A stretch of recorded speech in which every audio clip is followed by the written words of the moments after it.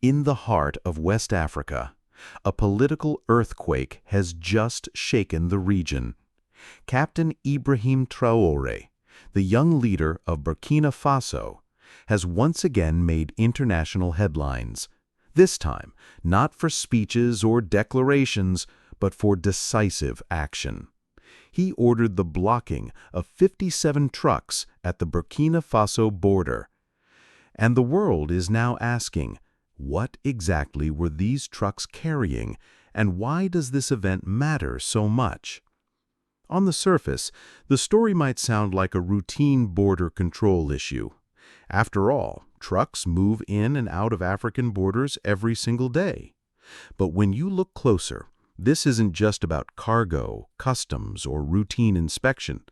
This is about sovereignty, about the hidden exploitation of Africa, and about the struggle between African nations and the powerful foreign interests that have controlled the region for decades. Let's dive deeper into the full story.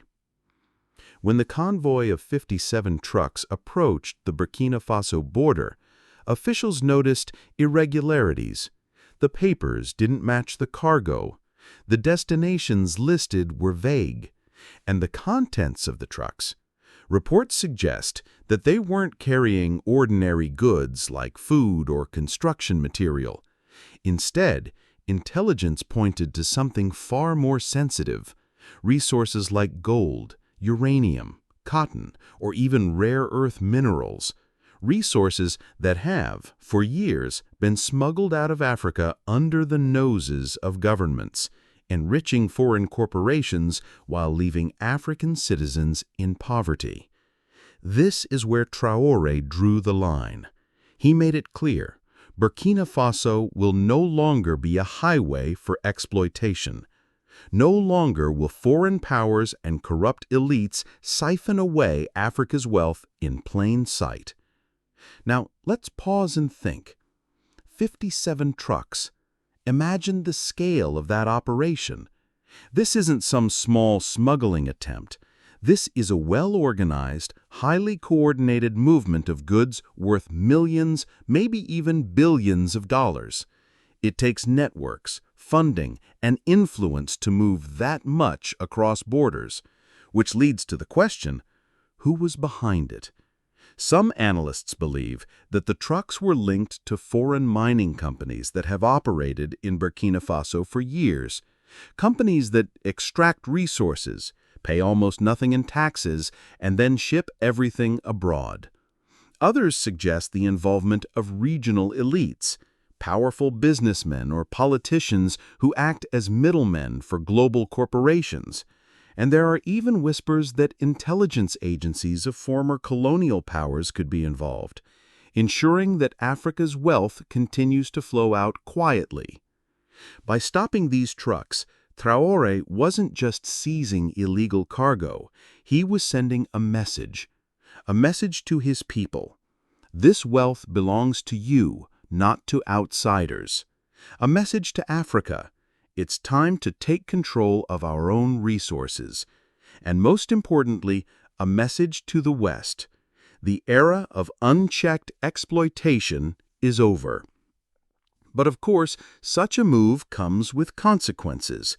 Stopping 57 trucks is not a small act. It disrupts the supply chains of powerful interests. It risks sanctions, diplomatic pressure, and even covert attempts to destabilize Burkina Faso.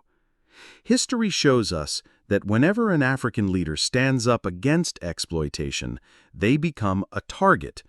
From Patrice Lumumba in the Congo to Thomas Sankara in Burkina Faso itself, resistance to exploitation often comes with deadly consequences. So what makes Traoré different? First, he isn't acting alone.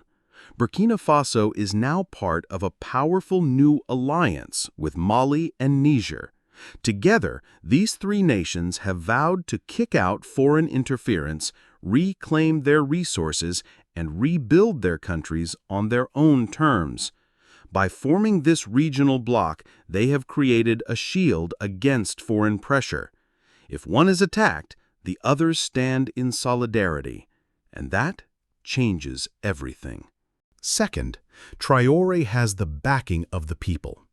The youth of Burkina Faso see him not as a politician, but as a revolutionary. They believe in his message of sovereignty and dignity.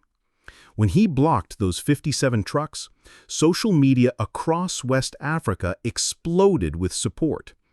Ordinary citizens cheered the decision, saying, "At last, someone is protecting what is ours." That kind of popular legitimacy is more powerful than foreign threats. Now, let's dig into the deeper meaning of this event. Why are resources so important to the struggle for African liberation? Because resources are power. For decades, Africa has been called poor, but in reality, it is one of the richest continents in the world. Rich in gold, diamonds, uranium, oil, and rare earths, the very materials that power smartphones, satellites, electric cars, and even nuclear energy. Without Africa, the global economy cannot function. And yet, the people of Africa remain some of the poorest. Why? Because the wealth is systematically extracted, exported, and exploited by others. The 57 trucks at the Burkina Faso border symbolize this system perfectly. They are a moving picture of Africa's tragedy, trucks filled with riches leaving the continent, while African children lack schools, hospitals, and opportunities. By stopping them, Traoré flipped the script. He said, "No more." And this is where the story becomes global. Because if Burkina Faso succeeds in reclaiming its resources, others will follow. Mali, Niger, Guinea, and beyond. An African awakening has already begun, and events like this accelerate it.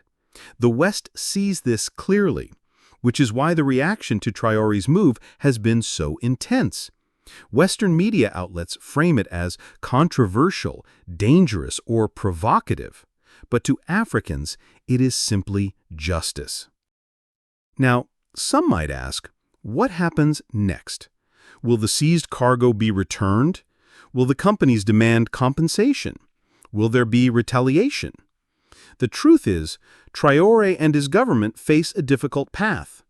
They must ensure that the resources stay within Burkina Faso and are used to build schools, hospitals, and infrastructure. They must avoid corruption, which has historically been the downfall of many African leaders. And they must prepare for the inevitable backlash from powerful players, who will not give up their profits easily. But there is also an opportunity here. Traoré could set a precedent, a model for how African nations can resist exploitation and protect their wealth. Imagine if every African leader did the same. Imagine if every illegal truck convoy, every corrupt deal, every hidden pipeline was exposed and stopped. The economic revolution that would follow could lift millions out of poverty. This is why the story of those 57 trucks is bigger than Burkina Faso. It is about Africa's future. It is about whether this continent will continue to be drained of its lifeblood or whether it will finally stand on its own feet. And so when we ask, what were those trucks really carrying? The answer is bigger than gold or uranium or rare earths. They were carrying the story of Africa's stolen wealth. They were carrying decades of exploitation hidden in plain sight. They were carrying the chains of dependency that have kept African nations under the thumb of foreign powers. By blocking them, Traoré wasn't just stopping trucks, he was stopping history. He was breaking a cycle that has lasted for centuries. He was saying to the world, Africa will no longer be a victim. So the next time you hear about 57 trucks stopped at a border, remember, this isn't just about cargo. It's about courage. It's about sovereignty. It's about a young leader daring to do what many before him only dreamed of. And it's about the possibility that Africa, at long last, is beginning to reclaim its destiny. Because if 57 trucks can be stopped, maybe, just maybe, the unstoppable march of exploitation can finally be slowed. And from there, who knows? Perhaps the liberation of an entire continent is already on its way.